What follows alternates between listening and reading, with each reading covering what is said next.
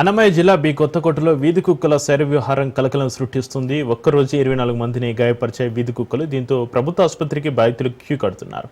పంచాయతీ అధికారులు నిర్లక్ష్యం వహిస్తున్నారని ఆవేదన వ్యక్తం చేస్తున్నారు. సంబంధిత అధికారులు స్పందించి కుక్కల బెడద నుంచి తమను కాపాడాలంటున్నారు.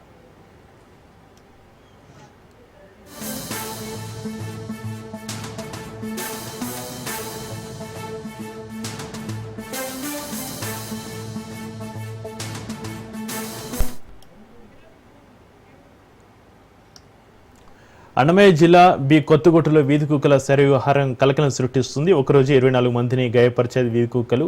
దీంతో ప్రభుత్వ ఆసుపత్రికి బాధితులు క్యూ కడుతున్నారు. ఇక పంచాయతీ అధికారులు నిర్లక్ష్యం వహిస్తున్నారని ఆవేదన వ్యక్తం చేస్తున్నారు. సంబంధిత అధికారులు స్పందించి కుక్కల బెడద నుంచి తమను కాపాడాలంటున్నారు. ఇక ఈ కుక్కల బెడదకు సంబంధించి మరింత సమాచారాన్ని మా ప్రతినిధి కిరణ్ ఫోన్లలో అందిస్తారు. కిరణ్, అన్నమయ్య జిల్లా బి కొత్తకోటలో వీధి కుక్కల శైర వ్యవహారానికి కలకలానికి సంబంధించి మీ దగ్గర ఉన్న అప్డేట్స్ ఏంటి?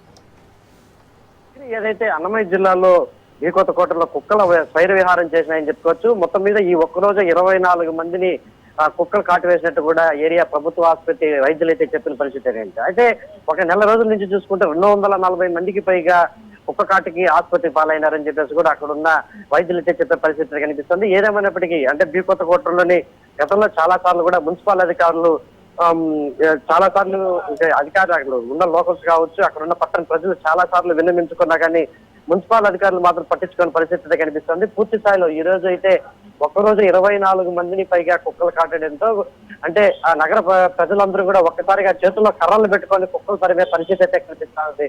అయితే ఇది పూర్తిగా మున్సిపల్ అధికారుల నిర్లక్ష్యం అనేసి చెప్పుకోవచ్చు. ఎందుకంటే ఎప్పుడైనా వీధి కుక్కలు ఎక్కువైనప్పుడు వాటిని ఎప్పటికప్పుడు పట్టించి వాటిని ఇంజక్షన్ కావచ్చు వాటికి బయట పంపించే ప్రయత్నం అయితే మున్సిపల్ అధికారి చేతుల్లో ఉంటుంది. అయితే అటువంటి మున్సిపల్ అధికారులు పూర్తి స్థాయిలో నిర్లక్ష్యం వహిస్తూ అంటే నగర ప్రజల గోడును పట్టించుకోకుండా చేయడంతో ఒక్కసారిగా నగర ప్రజలందరూ కూడా చేతుల్లో కర్రలు ఎత్తుకొని కుక్కలు తరుముకోవాల్సిన పరిస్థితి ఏర్పడింది అనే చెప్పుకోవచ్చు.